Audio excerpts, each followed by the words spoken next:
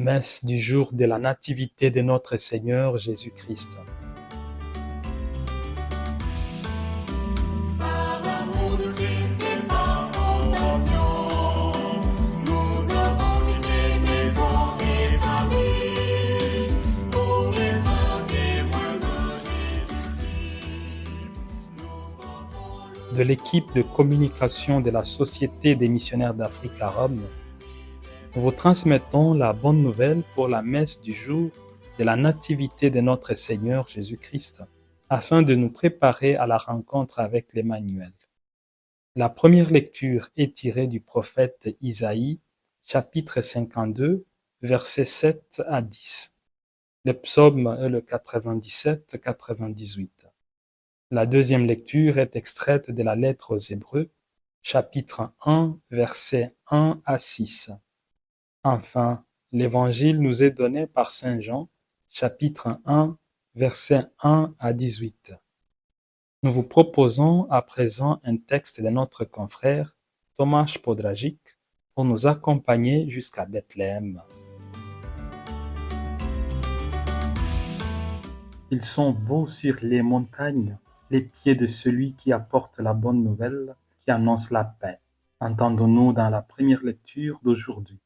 Il est difficile de ne pas s'attarder sur ces mots à un moment comme le nôtre, où les loups gris, ancien emblème de Mars, dieu de la guerre, semblent hanter tous les bulletins d'information à travers le monde.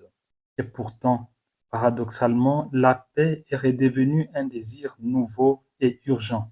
Le désir de paix commence à marquer le rythme d'une nouvelle ère qui peine à naître. Il n'y a pas si longtemps, lorsque je visitais des paroisses en Pologne pour animer l'esprit missionnaire de l'église locale, je parlais de l'Afrique comme d'un continent qui se relevait. Mais ces derniers temps, nous entendons de plus en plus parler des flammes de la guerre, non seulement au-delà de la frontière orientale de la Pologne, mais aussi en Afrique. Même dans des pays longtemps considérés comme stables, où la paix et l'esprit d'Ubuntu figurent parmi les valeurs les plus élevées, les gens commencent à exprimer leur colère et leur profonde frustration, transformant leur agitation en résistance ouverte et en manifestation des rues. Et pourtant, la bonne nouvelle de la paix proclamée dans la liturgie de la parole d'aujourd'hui ne me semble plus dissonante ou naïve. Pourquoi?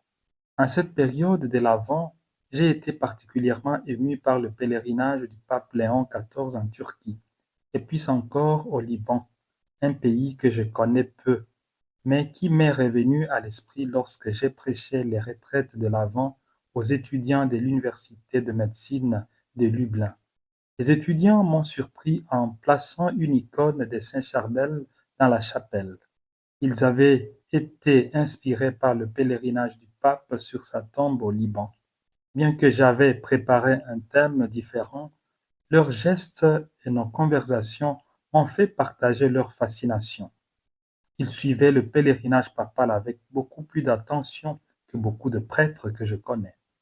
Je me suis rendu compte que je savais très peu des choses sur Saint Charbel, seulement ce que le pape avait dit à son sujet au Liban. Mais en discutant avec les étudiants, une autre personnalité libanaise m'est revenue à l'esprit, Nassim Nicolas Taleb, dont j'avais lu le livre Les signes noirs il y a des années. Il écrivait que c'était l'histoire de son propre pays qui avait inspiré sa célèbre métaphore du signe noir, ces événements inhabituels qui ne devraient pas se produire, mais qui se produisent pourtant, remodelant notre réalité et parfois réorientant le cours de l'histoire. Et une fois qu'ils se produisent, ils nous obligent à réinterpréter même les éléments de la vie qui semblaient autrefois évidents et incontestables. Des moments comme ceux-ci nous obligent à réexaminer nos hypothèses les plus profondes, nos habitudes mentales et la lentille même à travers laquelle nous interprétons la profondeur spirituelle de notre expérience. Mais peut-être ne s'agit-il pas seulement d'expérience, car, comme nous le rappelle Taleb, la dinde qui est nourrie chaque jour à la même heure qui grossit et reçoit toujours plus de nourriture, peut conclure de manière raisonnable et sur la base de son expérience que l'humanité est le meilleur ami qu'une dinde puisse avoir. Et elle le croit, écrit Taleb, jusqu'au mercredi après-midi précédent Thanksgiving. Peut-être que la dinde avait la nationalité américaine. Puis l'impossible se produit. J'ai cité aux étudiants cette phrase frappante: la main qui te nourrit peut être celle qui te tord le cou. Taleb s'est inspiré de l'histoire de son pays, une terre qui a connu 13 siècles de paix, malgré la domination politique de la Syrie, malgré sa mosaïque de cultures, malgré la coexistence de nombreux rites chrétiens et des branches rivales de l'islam. Beaucoup croyaient que cette longue paix était le fruit d'une caractéristique distinctive de leur culture. Et pourtant, tout cela a pris fin en un seul après-midi. En prêchant ces retraites de l'Avent, j'ai compris plus clairement pourquoi le pape avait choisi le Liban pour son premier voyage. Le christianisme ne nous protège pas avec des illusions. Le Dieu homme est venu proclamer la paix. Il a vaincu le péché, mais il n'a pas éliminé les pécheurs qui doivent de temps en temps faire face aux conséquences de leurs choix. Et il y a plus encore. Nous pouvons considérer la venue de Jésus comme un événement qui porte toutes les marques d'un signe noir, une irruption divine qui remodèle le monde et nous oblige à réimaginer la réalité elle-même. Le peuple d'Israël attendait un Messie assez fort pour soumettre les puissants et établir un nouvel ordre. Au lieu de cela, il est né dans une famille pauvre, en marge d'un empire. Il est né d'une femme qui n'avait pas connu d'homme, ce qui, selon la logique de l'expérience humaine, n'aurait pas pu dû avoir. Et pourtant, cela s'est produit. Et ceux qui ont cru, des gens simples, dont la vie humble leur avait appris à garder leur cœur ouvert, même à l'impossible, ont reçu une leçon. L'amour est plus grand que le pouvoir des puissants. L'amour est Dieu. L'évangile d'aujourd'hui tiré de Saint Jean est précisément une tentative de réfléchir et d'articuler le sens de ces grands mystères.